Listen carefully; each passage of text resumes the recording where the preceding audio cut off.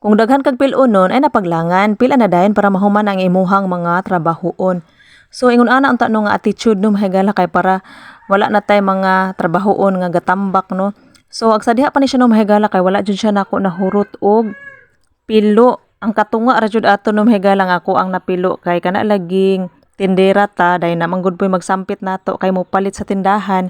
So mo na siya nga nalangan dahil ko mahigala no din paghuman ato kay hapon naman ni diretso na din ko sa abuhan kay para maghikay tano. Unya kay karong adlaw na mahigala kay medyo wala ra kay koy ingon nga kanang daghan nga gibuhat. So gihatagan jud ako ni siya higayon nga ako ana siyang mapilo no kay kuan ka gatambak na manggod siya niya kay na po koy laing mga gipanghalay didto kay kana laging sayang ato ang tubig sa ulan no kay kada hapon lagi mag-ulan magyudayon. So mo na siya nga kanang naanasad koy mga gipanghalay didto nga wala pa kay siya ingon na nauga. So kini siya no mahigala kay ag sa diha pa manggod ni siya nga kana laging sige ra gadungag ang ako ang mga pilon nun kay kana laging natay mga uga nga sinina no. Ato aday na siyang tambak diha nya kay kuan man kanang gihatagan jud nako siya higayon nga mahuman na jud nako siya pilo no kanang dili ingon nga kanang ang katunga lang may ato ang mapilo kay dili nato mahurot dayon og pilo no. So karon na mahigala kay gihurot na jud nako siya og pilo, gipilo na jud nako siya tanan kay para ma-arrange po nako siya dito sa amuang kwarto kay para kuan pod ba kay kining lingkuranan magamit magud po ni siya no mahigala nga pato ang mga lingkod-lingkuran nato.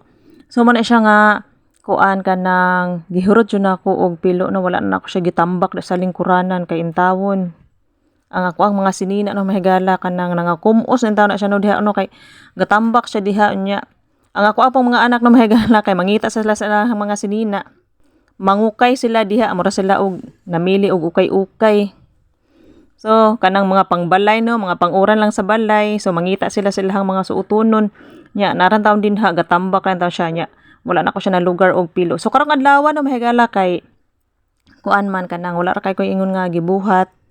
Dayon naka-relax pud ta gamay no, dayon nahurot pud nato og pamilo nga ato ang mga pilunon kay kanang lain na jud kay tan-aw no mahigala kung kanang permi lang na siya dihang gatambak hinuon dili man pud na siya makita kung natay bisita kay ato pud na siyang taguan para dili makita no nga ato ang mga gatambak diha nga mga pilunon. So nahurot na jud nako na siya karong adlaw no mahigala kanang wala na jud koy mga pilunon diri no kay gihurot na jud nako siya og pamilo kay para mahawa na sa ko ang mga panan-aw ning mga pilunon. So dayon pag human na no mahigala kay mahuman tag pamilo ani maghikay na po dayon ta kay na hapon na dayon tinghikay na pud sa inahan. So moro to, thank you for watching.